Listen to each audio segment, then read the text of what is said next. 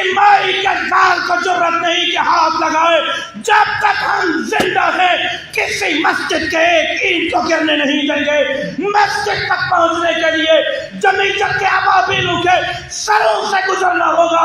اگر مسجد سلامت نہیں رہی تو تمہارے عہدے بھی سلامت نہیں رہیں گے, تمہارے دفتر بھی سلامت نہیں رہیں گے.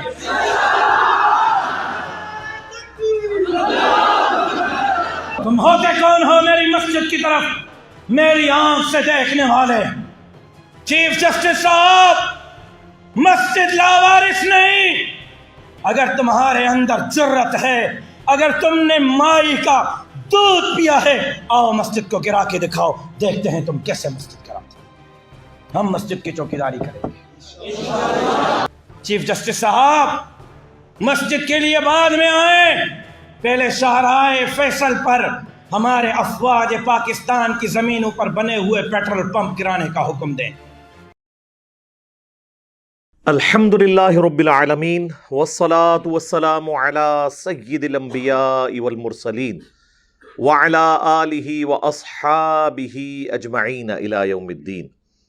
الحمدللہ آج 2 جنوری 2022 کو ہمارا یہ پبلک سیشن نمبر 24 ہونے جا رہا ہے.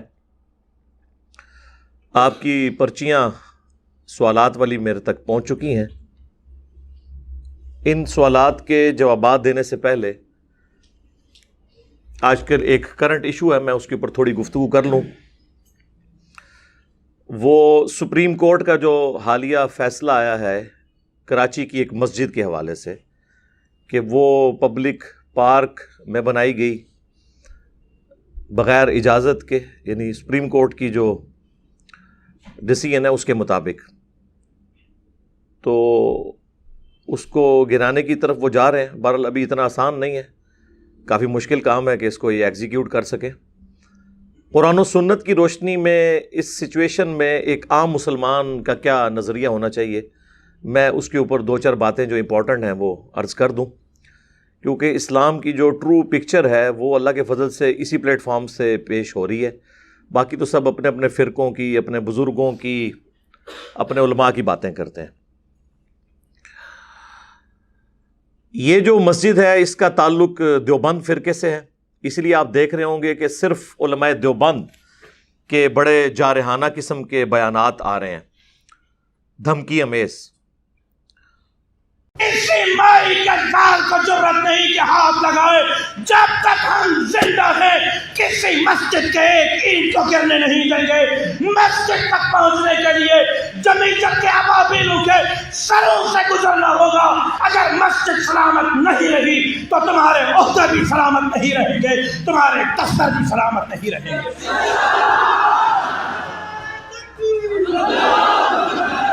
تم ہوتے کون ہو میری مسجد کی طرف میری آنکھ سے دیکھنے والے؟ چیف جسٹس صاحب, مسجد لاوارث نہیں. اگر تمہارے اندر جرت ہے, اگر تم نے مائی کا دودھ پیا ہے, آؤ مسجد کو گرا کے دکھاؤ, دیکھتے ہیں تم کیسے مسجد گراتے ہو. ہم مسجد کی چوکیداری کریں گے. چیف جسٹس صاحب, مسجد کے لیے بعد میں آئیں, پہلے شاہراہ فیصل پر ہمارے افواج پاکستان کی زمینوں پر بنے ہوئے پیٹرول پمپ گرانے کا حکم دیں. یہی بیان اگر کسی پولیٹیکل لیڈر کی طرف سے ہوتا تو ابھی تک سپریم کورٹ نے توہین عدالت لگا دینی تھی. لیکن ان کو بھی پتہ ہے کہ یہ لوگ جو ہیں وہ پاکستان کی سپر پاور ہیں, یا آرمی ہے اور یا مولوی ہیں, تو اس کی طرف سے کوئی اس قسم کا ڈیسیژن توہین عدالت والا ابھی سپریم کورٹ کی طرف سے نہیں آیا. اور دوسری بات آپ یہ دیکھیں کہ یہ مسجد کا مسئلہ جو آج فرقہ دیوبندیہ اسے مسلمانوں کا مسئلہ قرار دے رہا ہے, میں ان سے یہ پوچھوں گا کہ اگر یہی سب کچھ شیعہ کی مسجد کے ساتھ ہوا ہوتا, یا مسجد کے ساتھ انہوں نے اکثر ملحقہ امام بارگاہیں بھی بنائی ہوتی ہیں, مسجد وہ بھی مسجد کو مسجد ہی کہتے ہیں, امام بارگاہ الگ سے ان کی ایکٹیویٹیز کرنے کی جگہ ہے, جس طرح اہل سنت کے ہاں مدارس ہوتے ہیں نا, تو اس لیے آپ دیکھیں گے لکھا ہوتا ہے مسجد و امام بارگاہ. تو کہتے وہ بھی مسجد ہی ہیں اسے، اس کے ساتھ کس قسم کی ایکٹیویٹی ہوتی تو کیا ان فرقہ والے علماء کا کوئی بیان سامنے آتا؟ ایون اہل سنت میں بھی آپ دیکھ لیں، ان سے بھی بڑا فرقہ پاکستان میں تعداد کے اعتبار سے بریلوی، ان کے کسی نمائندہ عالم نے اس حوالے سے کوئی بیان نہیں دیا۔ اہل حدیث تو ویسے ہی تھوڑے ہیں، ان کی تو سنوائی نہیں ہے، ان کی طرف سے بھی ابھی ایز سچ میرے علم میں کوئی بیان نہیں ہے۔ اہل تشیع نے بھی کوئی بیان نہیں دیا۔ تو یہ بار بار کہنا ہے کہ مسلمانوں کی مسجد، اس کی بجائے آپ کہیں فرقہ دیوبند کی مسجد، یہ ریالٹی ہے، اس کو ایکسیپٹ کریں۔ مسلمان، یا پھر آپ اپنے آپ کو صرف مسلمان سمجھتے ہیں اس لیے مسلمان کا لفظ بول رہے ہیں، ورنہ آپ لوگوں کو اس حوالے سے تو کوئی ہمدردی نہیں ہوتی اسلام کی۔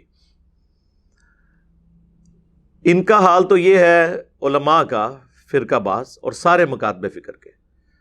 اسلام آباد میں آپ چلے جائیں، چونکہ میرا دوسرا شہر اسلام آباد بھی ہے، وہاں پر آپ کو ہر دوسری مسجد میں جھگڑا ملے گا، دیوبند اور بریلویوں کے درمیان سر پھٹتے ہیں، گولیاں چلتی ہیں مسجد کے قبضے کے لیے۔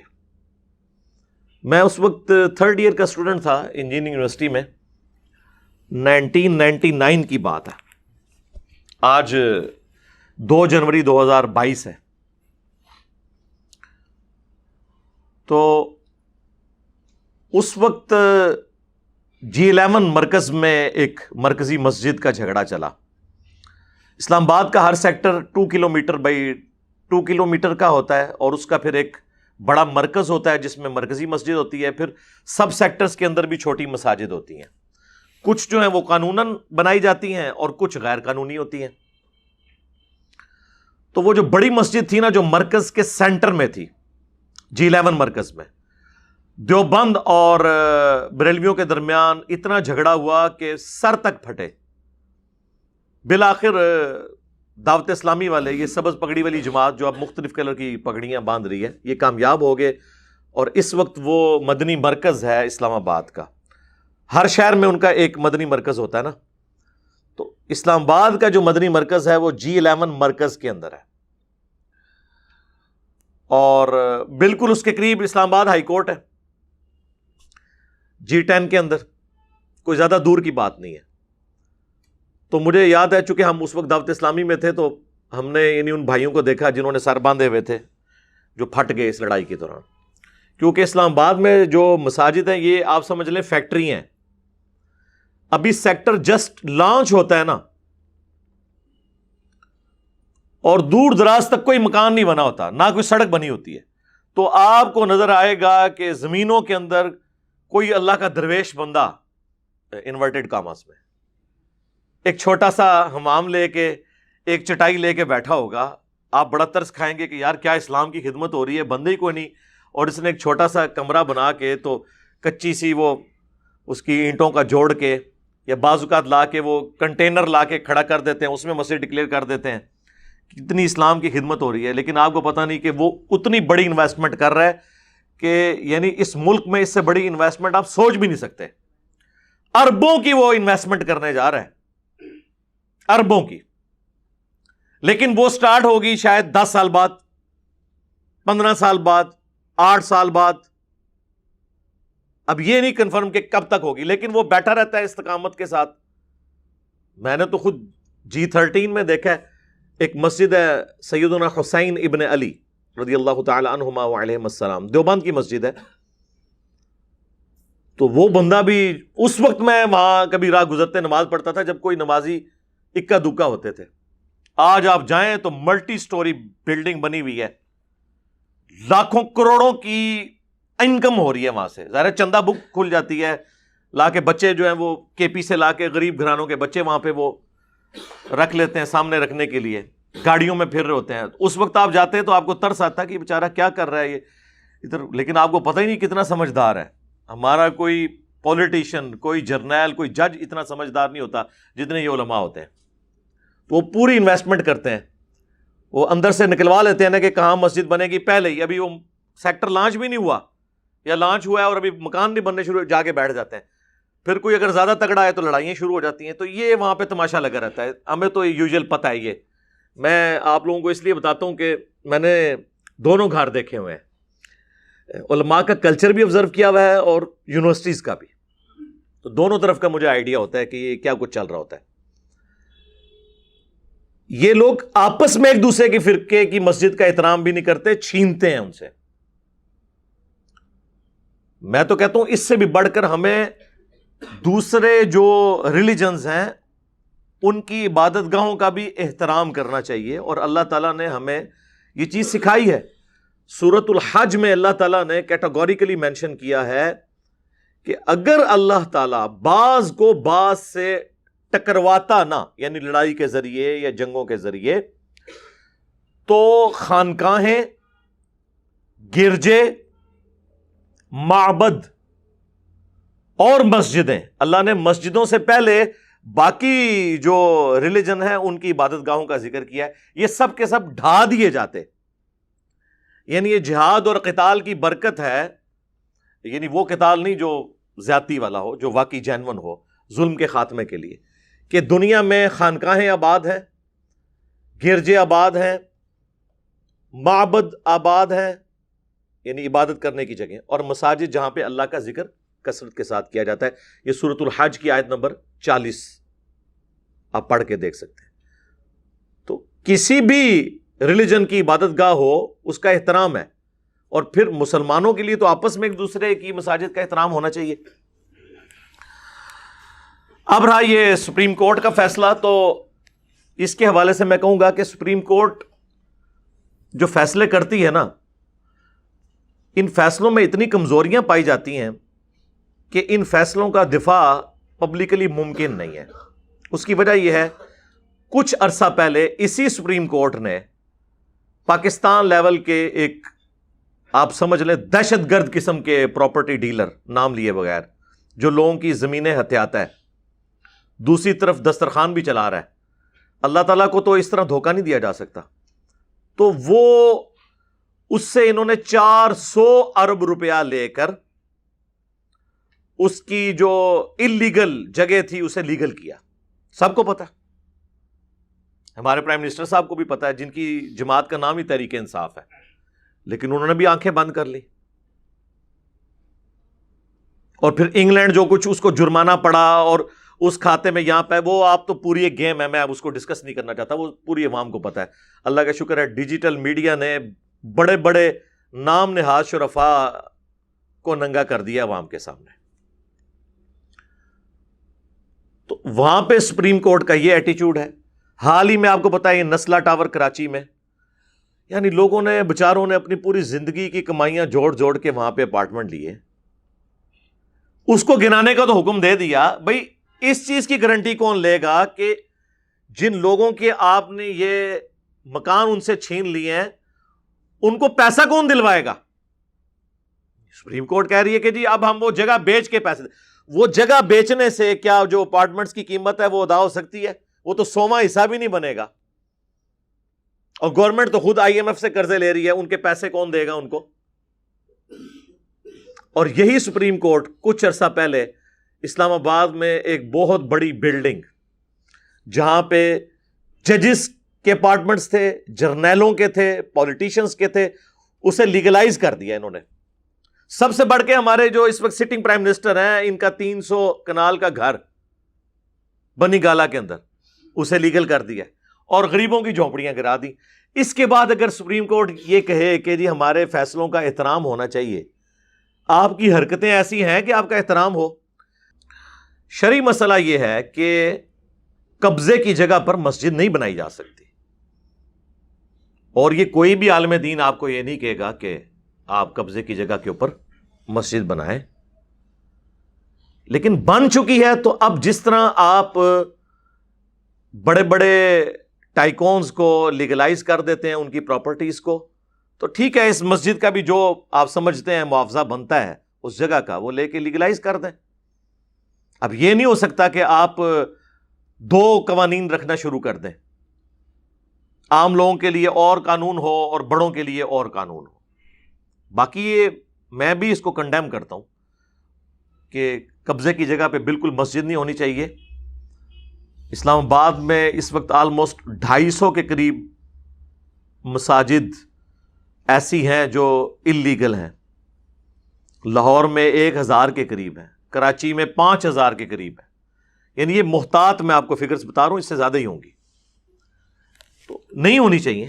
البتہ رہ گیا مسئلہ نماز کا، تو نماز تو ہو جائے گی، لیکن ڈسکریج کرنا چاہیے ایسی مساجد میں نماز پڑھنے کو کہ جو اللہ تعالیٰ کی نافرمانی کرنے کے بعد بنائی گئی ہے۔ لیکن اگر کوئی وہاں پہ نماز پڑھتا ہے نا، نماز ہو جائے گی۔ نماز تو اگر کوئی گرجے میں بھی جا کے پڑھے اور سامنے کوئی بت نہ ہو تو وہاں پہ بھی ہو جائے گی۔ صحیح بخاری اور صحیح مسلم دونوں میں حدیث موجود ہے، اللہ کے محبوب صلی اللہ علیہ وآلہ وسلم فرماتے ہیں اللہ تعالیٰ نے مجھے 5 ایسی خصوصیات دی ہیں جو مجھ سے پہلے کسی پیغمبر کو نہیں دی۔ نمبر 1، پوری زمین میرے لیے سجدہ گاہ اللہ نے بنا دی ہے، میرا امتی جہاں چاہے نماز ادا کر سکتا ہے۔ اگلی امتوں میں صرف مسجد میں نماز ہو سکتی تھی یا سجدہ گاہ جو معبد بنے ہوئے ہوتے تھے۔ دوسرا، اللہ تعالیٰ نے مال غنیمت میرے لیے حلال کر دیا، اگلی امتوں کے لیے مال غنیمت حلال نہیں ہوتا تھا بلکہ اوپن میدان میں رکھتے تھے، اور قرآن میں بھی سورہ آل عمران میں اس کا ذکر اشارتاً موجود ہے، آسمان سے ایک بجلی آگ آتی تھی اسے جلا دیتی تھی۔ نمبر 3، 1 مہینے کی مسافت سے اللہ تعالیٰ نے میرا روب ڈال دیا ہے کافروں کے اوپر۔ نمبر 4، اگلے انبیاء کو اللہ تعالیٰ نے کسی خاص قبیلے یا قوم میں پیغمبر بنا کے بھیجا، اور مجھے اللہ تعالیٰ نے پوری انسانیت کے لیے پیغمبر بنا کے بھیجا۔ وَمَا أَرْسَلْنَاكَ إِلَّا كَافَّةً لِلنَّاسِ بَشِيرًا وَنَذِيرًا، اے محبوب صلی اللہ علیہ وآلہ وسلم، ہم نے آپ کو نہیں بھیجا مگر پوری انسانیت کے لیے خوشخبری دینے والا اور ڈر سنانے والا۔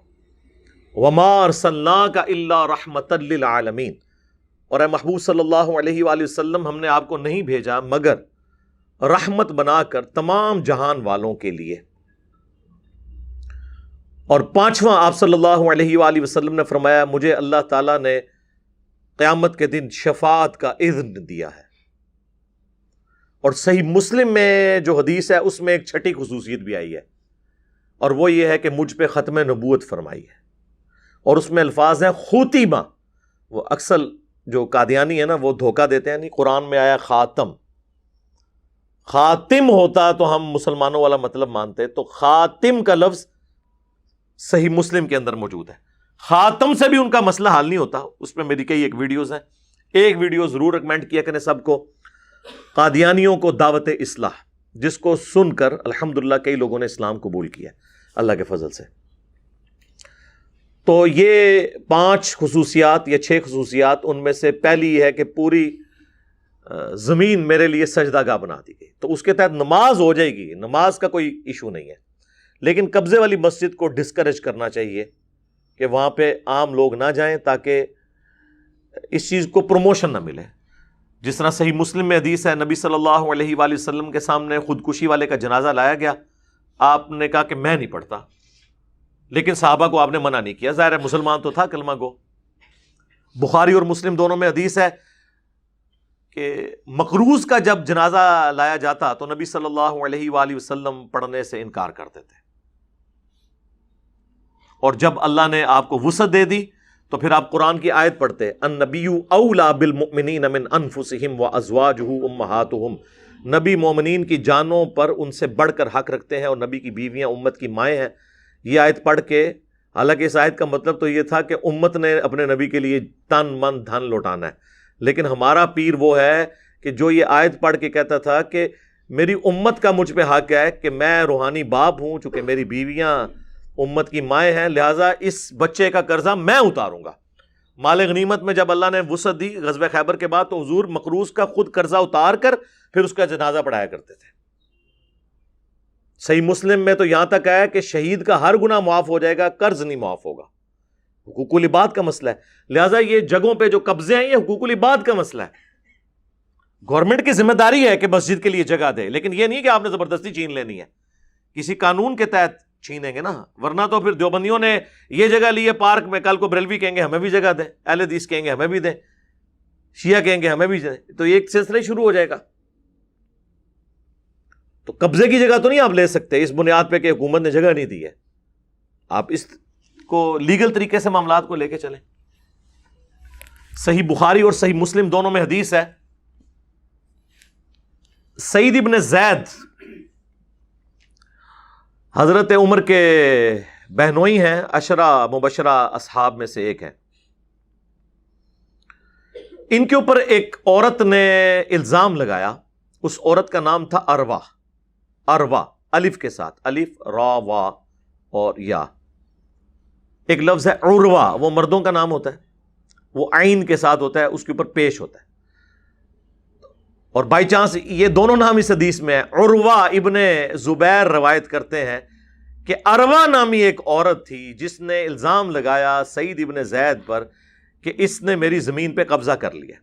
اس وقت مدینے کا گورنر تھا مروان بن حکم. اس نے بلایا سعید ابن زید کو اور کہا کہ آپ پہ الزام ہے. تو انہوں نے کہا کہ تم سوچ سکتے ہو کہ میں وہ شخص ہوں جس نے اللہ کے نبی سے یہ خود بات سنی تھی کہ جس شخص نے کسی دوسرے کی بالشت بھر زمین بھی دبا لی، یعنی 9 انچ یہ ایک بالشت، تو 7 زمینوں کا توق قیامت والے دن اللہ تعالیٰ اس کے گلے میں ڈالے گا، وزن کے طور پہ عذاب دے گا.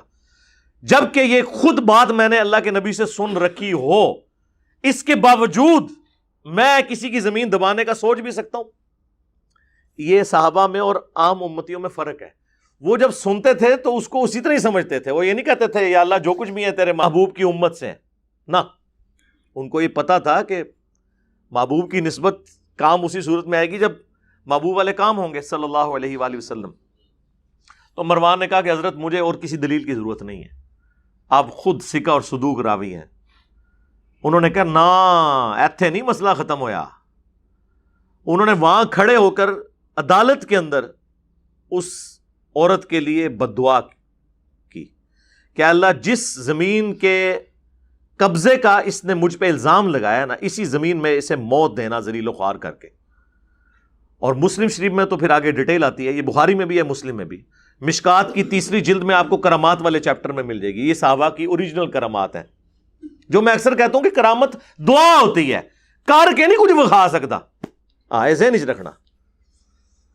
تو مسلم شریف میں تفصیل میں آتا ہے کہ وہ اندھی ہو گئی تھی اور بالآخر جس زمین کا جھوٹا الزام اس نے لگایا تھا نا، اسی زمین میں ایک اندھے کنویں میں وہ گر کے مری اور وہاں اس کی قبر وہ کنویں میں ہی بن گئی. اور وہ اس وقت کہتی تھی کہ مجھے سعید کی بددعا لگ گئی ہے. لیکن وہ بددعا پھر آپ کو پتا ریورس نہیں ہوتی، وہ شخص چاہے بھی تو ریورس نہیں ہوتی. یہ اللہ کا ایک قانون ہے. تو یہاں پہ پورے پلاٹ پراپرٹی ڈیلرز نے ہڑپ کیے ہوئے ہیں، ہاؤسنگ سوسائٹیز نے گن پوائنٹ کے اوپر. تو ایک بالشت ایک بندے کی زمین دبائی جائے. یہ جو پبلک پارک ہے تو ساری پبلک سے معافی کروانی پڑے گی، ایک بندے کی نہیں ہوتی. یہ عوام الناس کی پراپرٹی ہے. تو یہ تو 7 ملٹیپلائیڈ بائی جتنی آبادی ہے نا اس علاقے کی، اتنی زمینوں کا لوڈ اس کے اوپر ڈالنا ہے جس نے یہ حرکت کی ہے. اور سپریم کورٹ سے میں کہوں گا کہ ساتھ ہی ساتھ ان اداروں پر بھی کوئی سزا قائم کریں جنہوں نے یہ بننے دیا.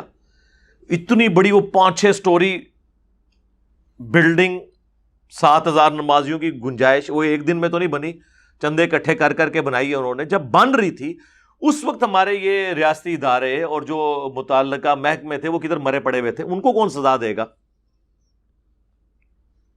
بس ساروں نے آنکھیں بند کی ہوئی تھی. اور وہ صرف ادھر یہ مسئلہ نہیں ہے، ادھر ہماری جو فورسز ہیں انہوں نے شادی ہال بھی بنائے ہوئے ہیں، وہ بھی سپریم کورٹ نے کہا وہ بھی گرائے جائیں.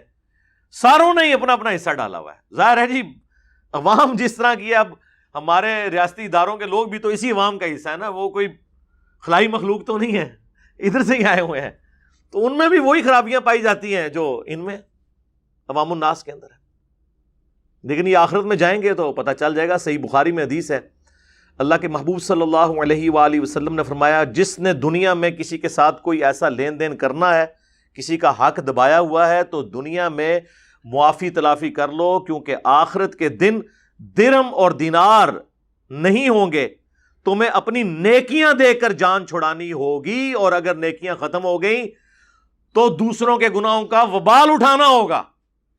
یہ صحیح بخاری کی حدیث ہے اور اس کی تفصیل آئی ہے صحیح مسلم میں، بڑی مشہور حدیث. نبی علیہ السلام نے صحابہ سے پوچھا جانتے ہو مفلس کون ہے؟ صحابہ نے کہا یا رسول اللہ ہم تو اسی کو مفلس سمجھتے ہیں جس کے پاس دنیا کا مال متاع نہ ہو.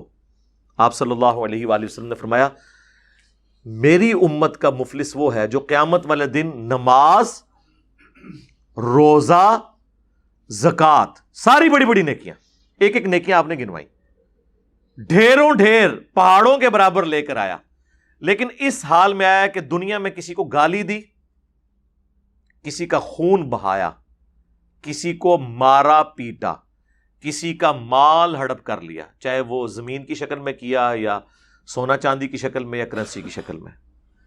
یہ سارے حقوق العباد والے ایشوز حضور نے گنوا کے کہا وہ سب کے سب لوگ آ جائیں گے اللہ کی بارگاہ میں اور کہیں گے یا اللہ آج تو ہمیں انصاف چاہیے. اللہ تعالیٰ فرمائے گا کہ آج تو درہم اور دینار نہیں ہے، اس طرح کرو اس کی نیکیاں لینی شروع کر دو. وہ پہاڑوں جتنی نیکیاں ختم ہو جائیں گی. ابھی بھی کچھ لوگ باقی ہوں گے جن کا اس نے بدلہ دینا ہوگا، وہ کہیں گے یا اللہ ہم کیا کریں؟ تو اللہ تعالیٰ فرمائے گا اس کی نیکیاں تو ہوگی ختم، اب اس طرح کرو کہ ریورس ایکشن سٹارٹ، تمہارے گناہ اس کے نامہ اعمال میں ڈالے جائیں گے اور وہ اوندا منہ کر کے پھر جہنم میں پھینک دیا جائے گا. میں غامدی صاحب کو سن رہا تھا، بڑی اچھی انہوں نے بات کی. انہوں نے کہا یہاں پہ لوگ سمجھتے ہیں کہ ہم اپنے رشتہ داروں کا مال دبا لیں گے. سورۃ النساء میں ہے نا، جو یتیموں کا مال ہڑپ کرتا ہے وہ اپنے پیٹ میں دوزخ کی آگ بھر رہے ہیں. وہ لوگ دنیا میں یہ آگ ڈورمنٹ پوزیشن میں ہے، آخرت میں ایکٹیو ہو جائے گی. دنیا میں آپ زبان پہ کوئلہ رکھیں زبان جل جاتی ہے، لیکن حرام کا مال رکھیں تو کبھی نہیں ہوا کہ آپ کو تھوکنا پڑ جائے کہ زبان جل گئی. کیوں؟ مورل لاز دنیا میں ایکٹیو نہیں ہے، وہ آخرت میں ایکٹیو ہوں گے.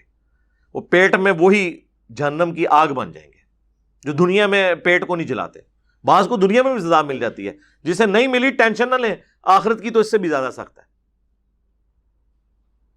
بہت سخت معاملہ ہونے والا ہے. تو اسے اوندا منہ کر کے جہنم میں پھینک دیا جائے گا. نبی صلی اللہ علیہ وآلہ وسلم نے فرمایا تو یعنی وہ جو ادھر لوگ بڑا اسے ہلکا سمجھ رہے ہوتے ہیں نا کہ خیر ہے کیا ہو گیا کوئی مسئلہ نہیں ہے، بڑا حرام کھایا. تو غامدی صاحب نے جب ان سے یہ بات ہوئی نا تو انہوں نے کہا لوگ سمجھتے ہیں کہ ہم یتیموں کا مال کھا کر تو تہجد کے اگر پہلے 2 نفل پڑھتے تھے تو 4 شروع کر دیں گے، یہ 4 والا 6 شروع کر دے گا اور میرا وہ معاف ہو جائے. تو ایسے نہیں ہونا. ظاہر ہے حقوق العباد تو بندوں نے ہی معاف کرنے، اللہ نے تو معاف ہی نہیں کرنے جب تک بندے معاف نہیں کریں گے. تو یہ کسی کے دماغ میں اگر ہے تو نکال دے. صحیح مسلم میں یہاں تک حدیث ہے کہ قیامت والا دن اگر دنیا میں کسی سینگ والی بکری نے بغیر سینگ والی بکری کو مارا ہوگا تو اللہ تعالیٰ دونوں بکریوں کو زندہ کرے گا اور ان کا بھی بدلہ دلوائے گا. سینگ والی کا سینگ غائب اور جس کا دنیا میں سینگ نہیں تھا اس کو سینگ دیے جائیں گے کہ آج تو بدلہ ہوتا. اللہ تعالیٰ عدل فرمانے والا ہے. جہاں پہ بکریوں کے ساتھ یہ معاملہ ہو رہا ہے وہاں پہ انسانوں کے ساتھ کیا ہو رہا ہوگا. تو سوچنے کی ضرورت ہے. ہمیں پرائم منسٹر صاحب اکثر آپ کو پتا ہے یہ کنٹینر کے اوپر یہ حدیث سنایا کرتے تھے، بلکہ وہ آج کل بھی ہر دوسری ویڈیو کے اندر یہ حدیث سناتے ہیں. صحیح بخاری اور صحیح مسلم دونوں میں حدیث ہے کہ ایک فاطمہ نامی عورت کی چوری کا مقدمہ اللہ کے نبی علیہ السلام کے سامنے پیش ہوا. اسامہ ابن زید سے سفارش کروائی گئی، باقی صحابہ کی تو جرت نہیں ہوئی لیکن سفارش کروائی. یعنی دیکھیں یہ اشرافیہ کتنی بڑی چیز ہوتی ہے کہ صحابہ کرام بھی مرعوب ہو گئے اور کہا کہ جی اس کے بارے میں حضور کوئی نہ ریلیکسیشن کرتا ہے. اللہ کے نبی کو اتنا جلال آیا، آپ نے نماز کے بعد مسجد میں ممبر لگوایا اور آپ نے کہا کہ مجھے اللہ کے حقوق کے معاملے میں سفارش کر رہے ہو. خدا کی قسم اگلی قومیں اس لیے برباد ہوئیں کہ ان کے اشرافیہ کے لیے اور قوانین ہوتے تھے، عام لوگوں کے لیے اور. پھر اس کو بھی مزید زور دینے کے لیے آپ اس لیول پہ اتر آئے. میں کہتا ہوں نہیں، یہ تو اللہ کے نبی کا ہی ذکر ہے کہ اللہ کی قسم اگر میری بیٹی فاطمہ بھی چوری کرتی میں اس کے بھی ہاتھ کٹوا دیتا. اندازہ کریں، یعنی اب یہ سمجھانے کے لیے سیدہ فاطمہ جن کے بارے میں بخاری اور مسلم دونوں میں آ رہا ہے کہ وہ جنتی عورتوں کی سردار ہیں، لیکن اللہ کے نبی علیہ السلام نے ان کا نام لے کے ہمیں سنایا کہ تم لوگ یہ نہ کہنا کہ جو کچھ بھی ہے تیرے محبوب کی امت سے ہیں. ہم چھوٹے چھوٹے تھے نا تو اسکول میں نا ایک بیج لگایا کرتے تھے. اس وقت بریلویوں کی ایک جماعت ہوتی تھی انجمن طلباء اسلام، ابھی بھی وہ بہاولپور میں اسلامیہ یونیورسٹی میں ہی رہ گئی ہے، باقی تو ایز سچ کوئی نہیں. تو انہوں نے ایک بیج بنوایا ہوتا تھا، اس پہ لکھا ہوتا تھا اغیثنی یا رسول اللہ، یا رسول اللہ صلی اللہ علیہ وآلہ وسلم میں آپ سے مدد مانگتا ہوں. ہم بھی بڑے شوق سے لگاتے تھے، لیکن ہم نے کبھی اس کے اوپر توجہ نہیں کی کہ یہ حدیث میں یہ الفاظ آئے کہاں پر ہیں. تو آپ کو حیرانگی ہوگی کہ یہ اغثنی یا رسول اللہ کے الفاظ بخاری اور مسلم دونوں میں، لیکن وہ جس کانٹیکسٹ میں ہے وہ بالکل 180 ڈگری ہے. بخاری اور مسلم دونوں میں حدیث ہے، اللہ کے محبوب صلی اللہ علیہ وآلہ وسلم نے فرمایا کہ دیکھو اپنے اونٹوں کی زکوٰۃ دو، یہ نہ ہو قیامت والے دن کسی کا اونٹ اس کی گردن پہ سوار ہو اور وہ کہے اغثنی یا رسول اللہ میری مدد کریں، تو میں تمہارے کچھ کام نہیں آؤں گا، میں نے اللہ کا پیغام دنیا میں تم تک پہنچا دیا تھا. ایسا نہ ہو کہ کسی کی گائے اس کی گردن پہ سوار ہو اور وہ کہ اغثنی یا رسول اللہ میری مدد فرمائے، اور میں نے بیج بھی دنیا میں لگایا ہوا تھا، تو میں نے تمہارے کوئی کام نہیں آنا، میں نے اللہ کا پیغام تم تک پہنچا دیا. پھر حضور علیہ السلام نے ایک ایک بکری بھیڑ ایک ایک جانور کا گنوایا اور اغثنی یا رسول اللہ کے اگینسٹ کہا کوئی مدد نہیں ہونی. کاش یہ حدیث پوری لکھ کے ادھر لگا دیتے نا، جیسے وہ لکھا ہوتا ہے کہ غیبت کے خلاف جنگ جاری رہے گی. اغثنی یا رسول اللہ کی اس حدیث میں، صحیح مسلم میں حدیث ہے، جسے دنیا میں اس کے عمل نے پیچھے چھوڑ دیا، اس کی نسبت اس کا نسب قیامت والے دن اسے آگے نہیں کر سکتا. عمل ٹھیک ہے، اچھا ہوا تو نسب آگے کرے گا. وہ پھر فاطمی جنتی عورتوں کی سردار ہے جو بخاری مسلم میں آیا. وہ حسن و حسین ہی جنتی نوجوانوں کے سردار ہیں جو جامع ترمذی میں، مسند احمد میں اور مشکات میں آیا، لیکن قربانیوں کے ساتھ. اور دوسری طرف وہ کتنی رکت انگیز حدیث ہے بخاری اور مسلم دونوں میں کہ اللہ کے محبوب صلی اللہ علیہ وآلہ وسلم فرماتے ہیں جب قرآن کی یہ آیات نازل ہوئی نا کہ اے نبی اپنے قریبی رشتہ دار کو آخرت کا رشتہ داروں کو ڈر سنائیے، تو آپ نے پھر ایک ایک رشتہ دار کو بلا کر کہا. آپ نے فرمایا اے نبی کے چچا عباس، میرے مال سے جو لینا ہے لے لے، اگر اللہ نے قیامت کے دن تجھے پکڑ لیا میں تیرے کچھ کام نہیں آؤں گا. اے نبی کی پھوپھی صفیہ، میرے مال سے جو کچھ لینا ہے لے لے، اگر اللہ کے حضور پکڑی گئی تو میں تیرے کچھ کام نہیں آؤں گا. اے نبی کی بیٹی فاطمہ، میرے مال سے جو لینا ہے لے لے، لیکن آخرت میں اگر اللہ کے حضور پکڑی گئی تو میں تیرے کچھ کام نہیں آؤں گا. اندازہ کریں. تو اگر نبی علیہ السلام کے چچا، آپ صلی اللہ علیہ وآلہ وسلم کی پھوپھی، اور سب سے بڑھ کر آپ صلی اللہ علیہ وآلہ وسلم کی لاڈلی بیٹی جنتی عورتوں کی سردار کے بارے میں یہ کہا جا رہا ہے تو بابے تے شاہی کوئی نہیں جڑے کہندے نے جناب اسی تانوں جنت وچ لے جائیں گے، ساڈے مرید ہو جاؤ. ہاں، جنہوں نے قرآن و سنت پڑھا نہیں انہوں نے آپ کو یہی لارے لپے لگا کے رکھنے ہیں نا. پھر اس لیے وہ صحیح کہتے ہیں قرآن حدیث ڈائریکٹ نہیں پڑھنا، گمراہ ہو جاؤ گے. جی اسی ہو گئے ہیں ہوں دسو کے کریے. کہتے ہیں جی بابوں کو تو ہم کیا ہی کچھ نہیں رہے میرے بھائی، بابے خود لے آ کے تسی ساڈے کے سٹ دو کہ وڈو انہاں نو. ہاں یار، جب آپ پیغمبروں سے بڑھ کر، صحابہ سے، اہل بیت سے بڑھ کر انہیں درجہ دیں گے تو پھر ہم لوگوں کو بتائیں گے نا کہ بھائی بابے تے شاہی کوئی نہیں. ان کو تو چھوڑ دیں. ہمیں سمجھانے کے لیے اس لیول پہ قرآن حکیم میں یہ آیت 3 دفعہ آئی، سورہ الانعام میں، سورہ یونس، سورہ الزمر. قل انی اخاف ان عصیت ربی عذاب یوم عظیم. اے نبی تم فرماؤ کہ مجھے تو خود ڈر ہے اس بات کا کہ اگر میں نے بھی اپنے رب کی نافرمانی کی تو بڑے دن کا عذاب مجھے بھی آ پکڑے گا. یہ ہمیں سمجھانے کے لیے تھا. اللہ کے محبوب صلی اللہ علیہ وآلہ وسلم کی شفاعت حق ہے، اس میں کوئی شک نہیں، لیکن وہ اللہ کے اذن کے ساتھ ہے. اور دوسرا اس کا پہلو یہ ہے کہ اللہ کے نبی نے شکایت بھی کرنی ہے. سورۃ الفرقان کی آیت نمبر 30، وقال الرسول یا رب ان قوم اتخذوا هذا القرآن مہجورا. اور نبی علیہ السلام قیامت کے دن شکایت کریں گے کہ اے اللہ میری قوم نے، میری امت نے قرآن کو پیٹھ کے پیچھے ڈال دیا تھا. اب جس کی شکایت نبی علیہ السلام کریں گے تو آپ صلی اللہ علیہ وآلہ وسلم کی شفاعت کا پھر وہ کیسے حقدار ہوگا جب شکایت والا معاملہ شروع ہو جائے گا؟ سپریم کورٹ سے میں کہوں گا اور پاکستان تحریک انصاف کے چیئرمین اور ہمارے پرائم منسٹر عمران خان صاحب سے، آپ لوگ ہمیں عدل و انصاف کی باتیں تو سناتے ہیں خوب گرج گرج کے، پریکٹیکلی عدل ہوتا ہوا نظر بھی آنا چاہیے۔ اور میں اپنی گفتگو کو کنکلوڈ کروں گا سیدنا علی بن ابی طالب کے اس قول پر رضی اللہ تعالیٰ عنہ علیہ السلام، جس سے تلقی بالقبول حاصل ہے، اجماع امت ہے، کہ کوئی بھی معاشرہ بغیر مذہب کے تو چل سکتا ہے لیکن بغیر انصاف کے نہیں چل سکتا۔ آج یورپ میں، امریکہ میں عوام الناس خوشحالی کی زندگی گزار رہی ہے کیونکہ وہاں پر اشرافیہ کے لیے اور عوام کے لیے ایک قانون ہے، لیکن ہمارے ملک کے اندر ایک قانون نہیں ہے۔ اگر قانون کی حکمرانی چاہتے ہیں تو ایک قانون کر دیں سب کے لیے، تو انشاءاللہ تعالی پھر اس معاشرے میں آپ عدل و انصاف کی برکات آپ کو نظر آنا شروع کر دیں۔